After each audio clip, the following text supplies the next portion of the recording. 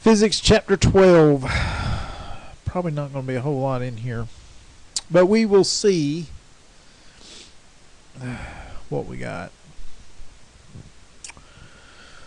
Calculate flow rate. Define units of volume. Describe incompressible fluids. Explain the consequences of the equation of continuity. Probably going to do the flow rate, volume, and incompressible. Bernoulli's equation I usually stay away from. Viscosity and laminar flow I usually stay away from because you usually see that in another class. And I think that's it, but we'll go through it and see what we got. Okay, flow rate is the velocity, the volume divided by the time. So, and that's passing a point in a pipe or wherever it's flowing. It could be a ditch. So, there's lots of flow studies that involve the geometry of a ditch and how much water goes by and that kind of thing. So flow rate, and then a problem with your doing your heart, and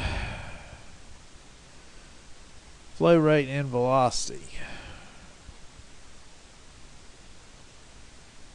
Okay.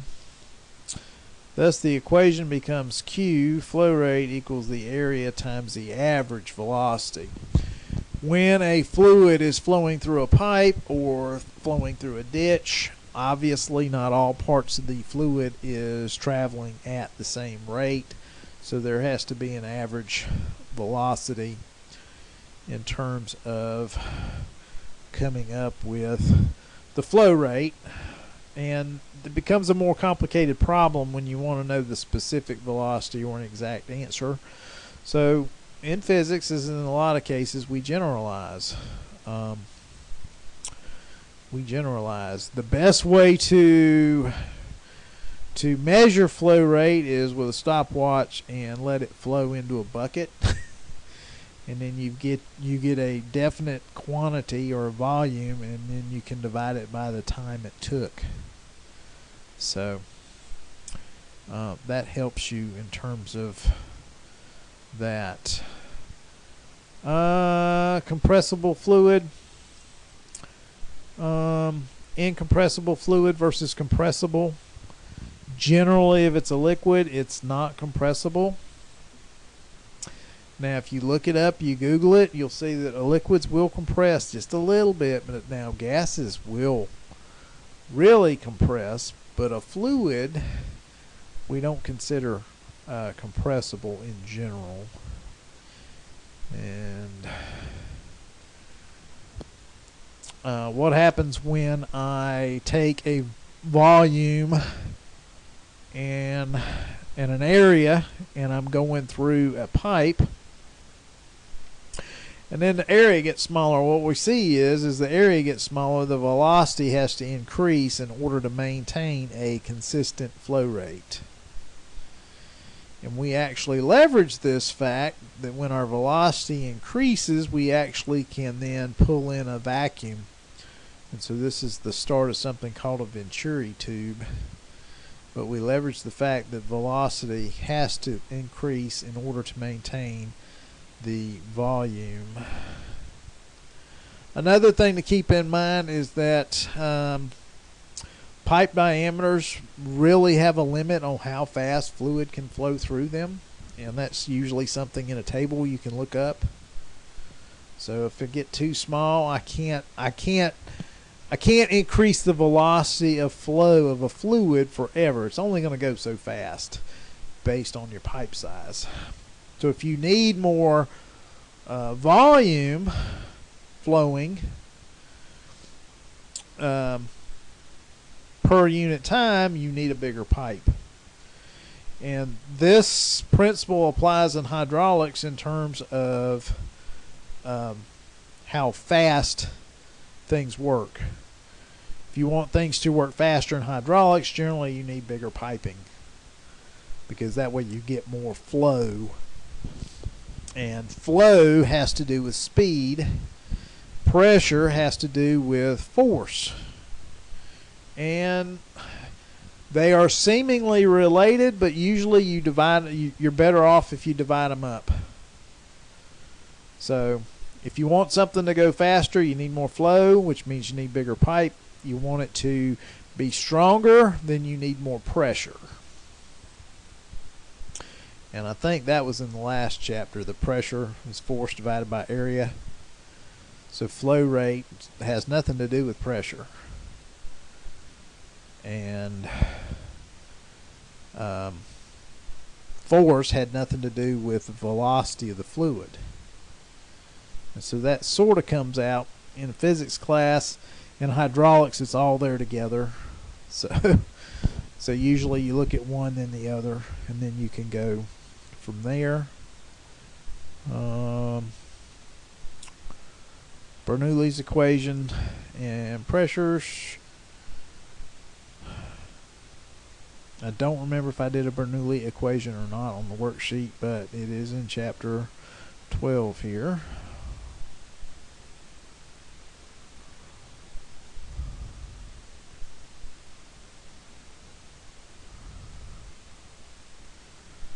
I don't think I did. I don't remember. I have to look.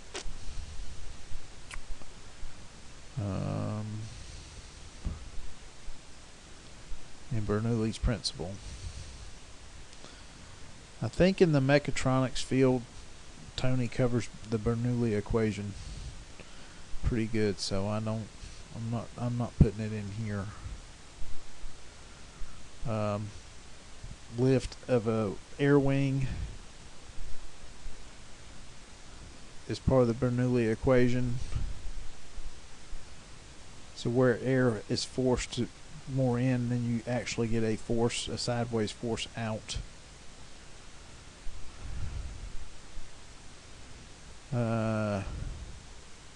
Pressure, again, base of the dam versus the height of the dam.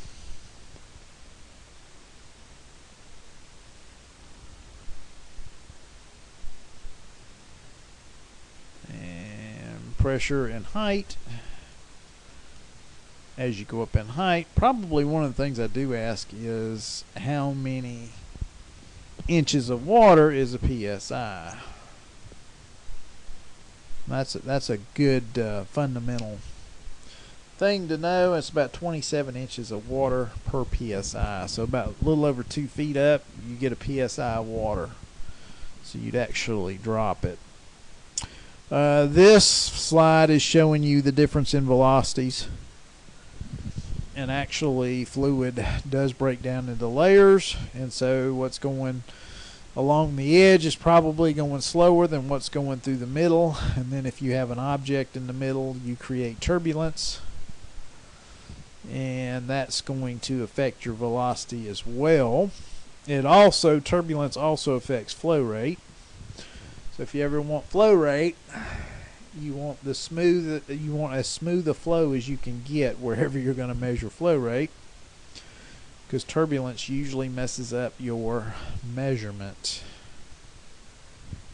And this is just showing that you do have different flows. And viscosity, I think he does that one as well. I know he measures it. So if I have a non-viscous fluid, I get a more uniform flow than I do with a viscous fluid. And temperature and viscosity. Now notice fluid, you have gases and you have liquids. So fluid is a term that is used for either a gas or liquid. That you should cover in hydraulics as well, but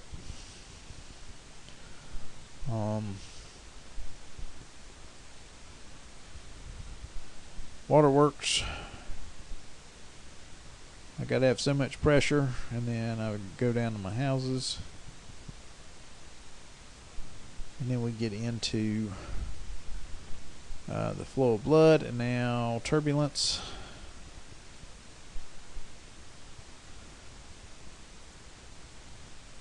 Motion of an object in a viscous fluid.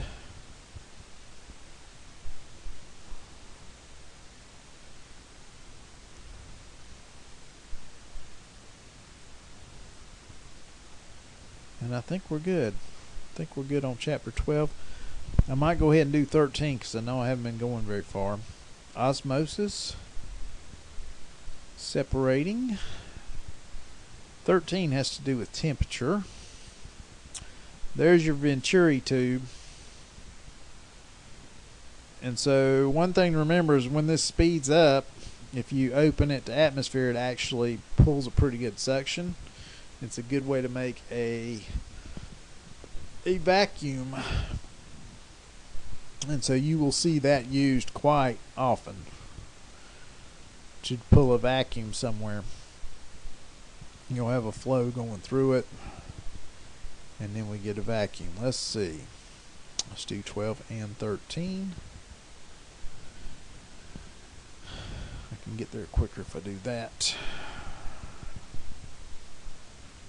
Alright, temperature, kinetic theory, and the gas laws. The gas laws you see again, but they're kind of important.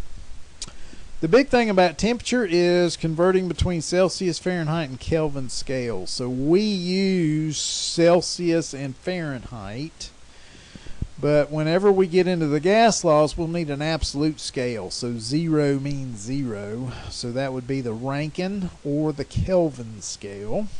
Kelvin being SI, Rankine being American. And thermal expansion of solids and liquids. Yeah, I think I've got a question on there about how much does something swell based on temperature change. And I think I do the linear one, not the volume. Ideal gas law. And then I think phase change is pretty important. Okay, so temperature is something that we are familiar with. Usually most of us grew up on Fahrenheit, and so we have a hard time going to a different scale, but if somebody tells you it's 90 outside, we sort of know what that means. And being able to convert between Fahrenheit and Celsius is a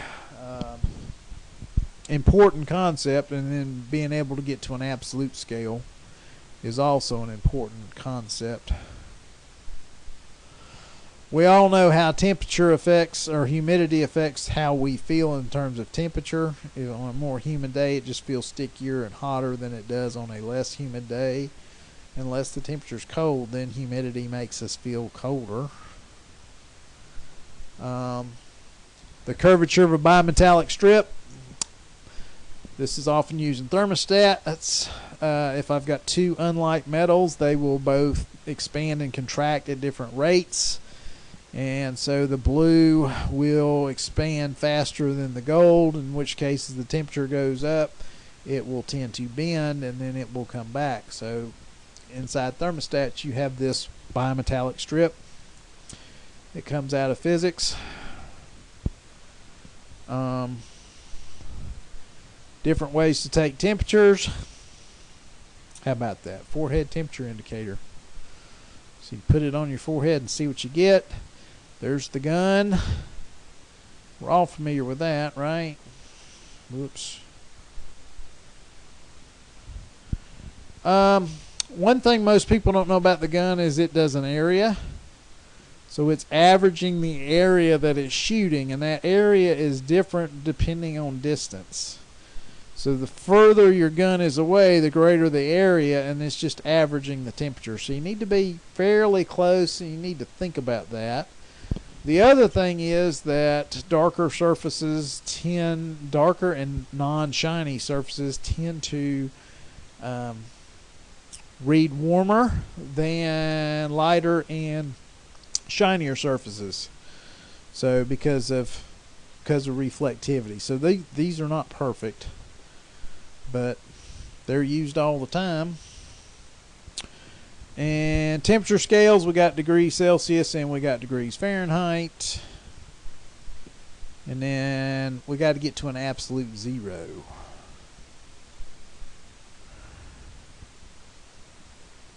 And Fahrenheit and absolute zero.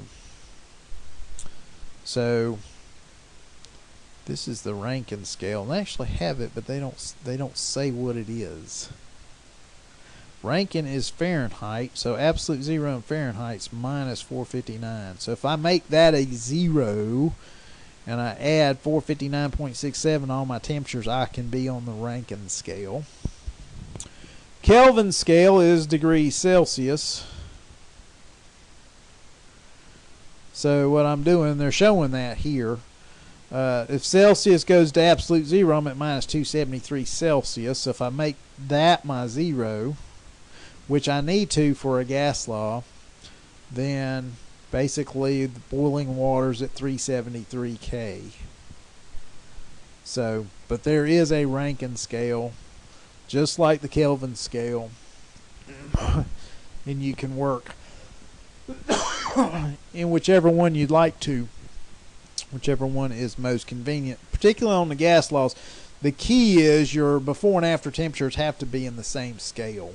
So they either have to both be Rankine or both be Kelvin, and then your answers will be okay.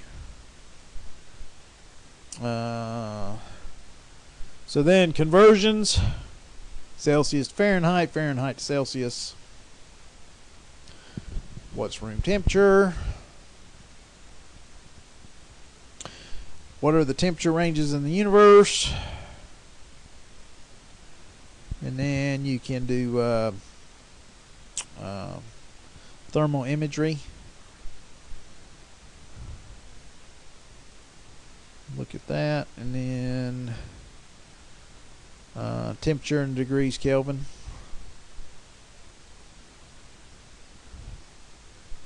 So this is where we're at and where all these temperatures are. Absolute zero in the SI Kelvin scales, minus 273 Celsius. And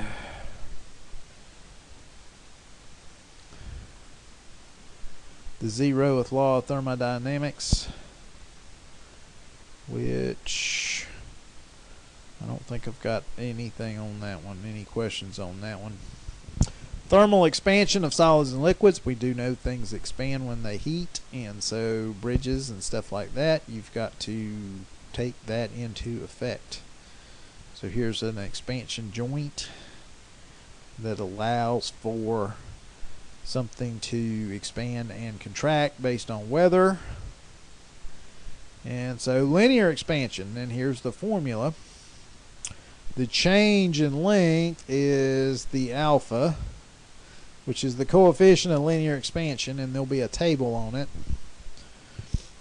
depending on the material. And the length, the actual length, where delta L is the change in length. So the length is the actual length of the material. Delta L is how much it changes. This alpha or constant is the coefficient, and there's a table, and then your delta T. Now this delta T needs to be in an absolute scale. No, it says it can be in Celsius. I guess degrees Kelvin and degrees Celsius is okay. So there's going to be another equation later for volume expansion, and it will use beta. And this is the alpha per 1 degree Celsius. This is the beta per 1 degree Celsius. And this is linear expansion. So you go down and pick out what I give you in terms of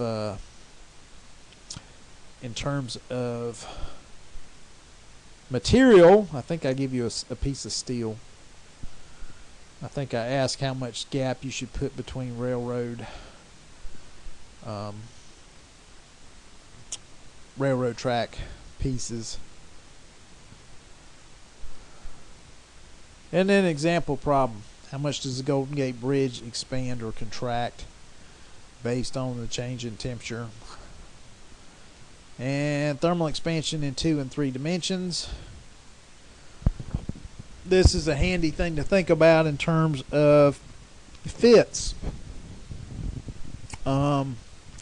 We know things expand when they heat, they contract when they get colder, and sometimes we will have a round peg to put in a round hole, and we've intentionally made them so they would not fit because we want something that's an interference fit, but we got to be able to assemble it.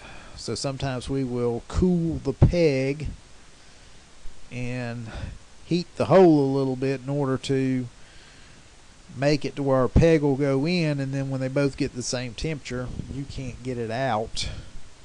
So that would be a good example of an interference fit, and it's a physics principle. Volume expansion, density of fresh water. I think we do some densities, and you see that water is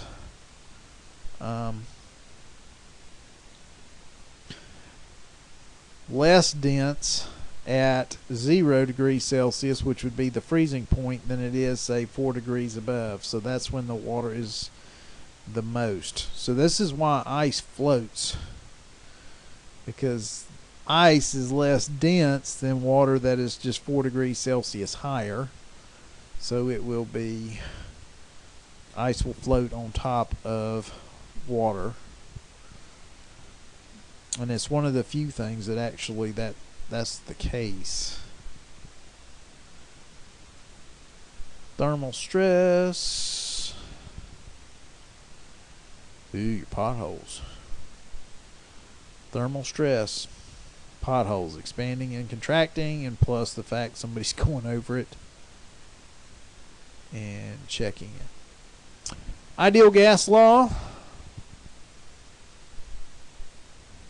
I do have some problems on this one where we're checking tire pressure. Now, when you check tire pressure, you've got to go to an absolute pressure scale. So we talked in one chapter about gauge pressure versus absolute pressure. And so what they're showing you here is, they're showing you the change in pressure. But whenever you read the pressure of the gauge on a tire, you have a false 0. So anytime you read a gauge, you have to compensate for the fact that there's air pressure all the way around, or it throws off your gas law calculations. So pressure has to be absolute, temperature has to be absolute. Volume does not have to be absolute, because you sort of know when you got 0 volume. And the amount of material won't be. But pressure and temperature are the ones you got to keep in mind, that you got to go to an absolute scale. And so the ideal gas law is pressure times volume for any enclosed gas. Pressure times volume is equal to NKT, and this is Boltzmann's constant. The one you typically learn in chemistry class, I think they got down here below. Let's see. They have this later. Yeah. They're getting there with Avogadro's number.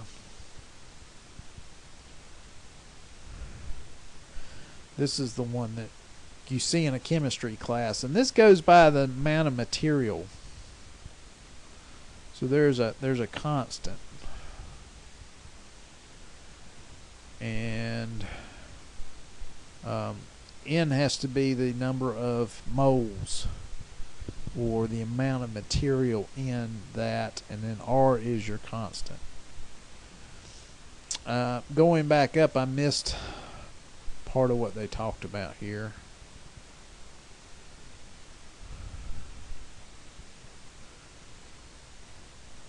This gray is pretty good. Now, if you hold these constant, if you hold pressure and volume, excuse me, if you hold the temperature and the number of atoms constant, in other words, you're not adding to or subtracting from the amount of material you have, then you can talk about gas laws in terms of different states. So P1V1 would then equal P2V2 if NKT is a constant. Okay? If you take pressure and temperature and you maintain a constant volume, like a can of green beans, that would be a constant volume. So now you can relate pressure and temperature. P over T 1 is equal to P over T P2 over T2. And so you've got some simpler forms of the gas laws.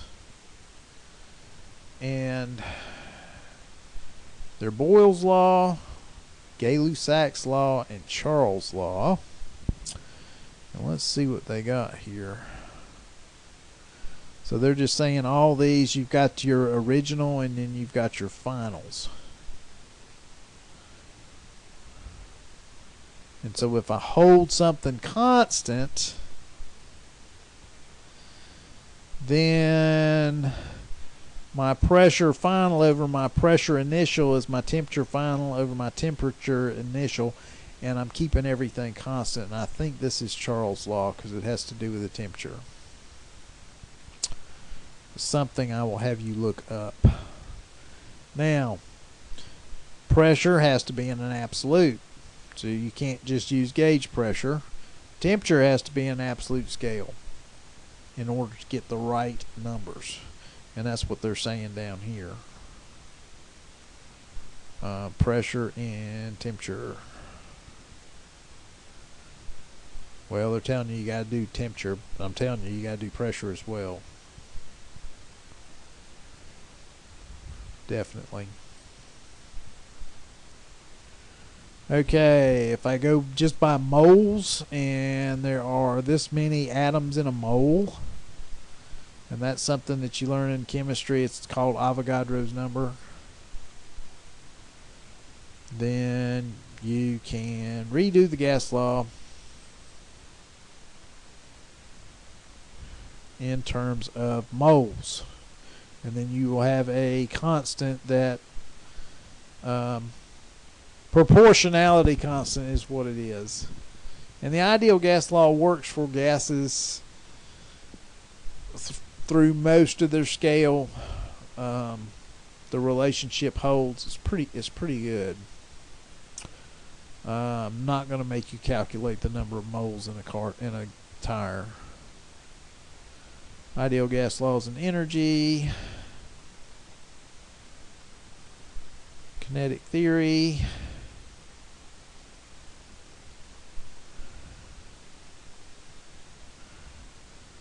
I think we're heading toward triple point. Is where I want to go. Phase change is what I'm shooting for. I don't think I do anything with this.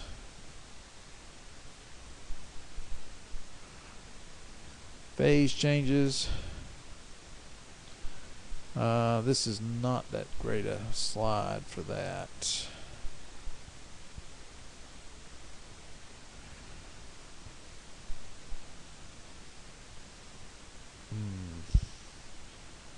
Liquid region, saturation. Materials can generally be in three different forms. That's a solid, a liquid, and a gas. And so there is often a spot where something can exist in all three states at once. And here's water. So here's the solid. And if I put it under enough pressure, I can keep it solid all the way up to, a certain temperature. Pressure. I can keep it solid up to a certain temperature.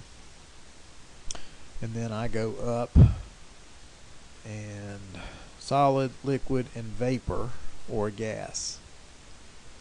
So I can have water in 3 states at once, and that's the triple point. And that's also sort of unique to water. And so when I'm heating water and I'm going from solid to a liquid, what you'll notice is this is actually doing a pressure. If I was doing a temperature, my temperature would stop increasing while it changed states from a solid to a liquid. And if I kept on heating it, I would then see my thermometer rise to a point where I started turning it into vapor, in which case my temperature would be constant until all the liquid water had turned into vapor. And that's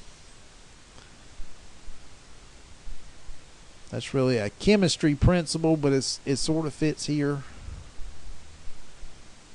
And I think I do have some gas law problems. Relative humidity. How much will the air hold versus how much water is in the air?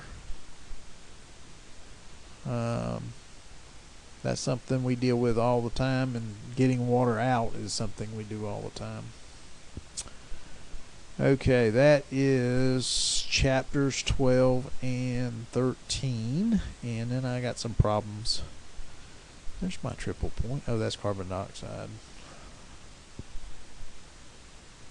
And that will get us to chapter 14.